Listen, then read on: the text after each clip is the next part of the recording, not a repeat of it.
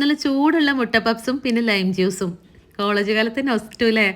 പക്ഷേ ഇത് നമ്മൾ ബേക്ക് ചെയ്തെടുക്കുന്ന മുട്ട പപ്സ് അല്ല കേട്ടോ. സമോസ ഷീറ്റ് വെച്ചിട്ട് നോമ്പ് തുറക്കുന്ന സമയത്തേക്ക് ഉണ്ടാക്കാൻ പറ്റുന്ന എളുപ്പത്തിൽ ഉണ്ടാക്കാൻ പറ്റുന്ന ഒരു മുട്ട പപ്സിൻ്റെ റെസിപ്പിയാട്ടോ. 2 സവോള ആവശ്യത്തിന് ഉപ്പ് ചേർത്തിട്ട് ഒന്ന് വഴറ്റിയെടുക്കണം. അതിലേക്ക് ആവശ്യത്തിന് പച്ചമുളകും പിന്നെ ഇഞ്ചി വെളുത്തുള്ളി പേസ്റ്റ് 1 ടേബിൾ സ്പൂണും ചേർത്തിട്ടുണ്ട്. ഉള്ളി നന്നായിട്ട് വെന്ത് കഴിഞ്ഞാൽ മുളക് പൊടി, മഞ്ഞൾപ്പൊടി, ഗരം മസാലപ്പൊടി ഇതെല്ലാം കൂടി പച്ചമണം മാറിക്കഴിഞ്ഞാൽ കറിവേപ്പിലയും 1 ടേബിൾ സ്പൂൺ വെള്ളം ചേർത്തിട്ട് ഇതൊന്ന് എണ്ണ തെളിയുന്നത് വരെ വഴറ്റിയെടുക്കണം.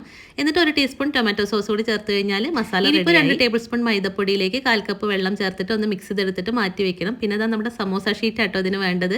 സമോസ ഷീറ്റ് ഇതുപോലെ എടുത്തിട്ട് ക്രോസ് ചെയ്യുന്ന രീതിയിൽ ഒന്ന് വെച്ച് കൊടുക്കുക. അതിലേക്ക് ഇതാ നമ്മുടെ ആവശ്യത്തിന് മസാലയും പിന്നെ പുഴുങ്ങിയ മുട്ടയും കൊണ്ട് ചേർത്ത് വെച്ച് കൊടുക്കുക.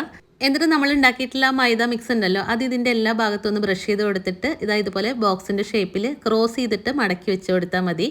അപ്പോൾ ഇതാ പപ്സിൻ്റെ ഏതാണ്ടൊരു ഷേപ്പൊക്കെ ആയിട്ടുണ്ട്. കുറച്ച് ലെയറുകളൊക്കെ ഉണ്ടാവും.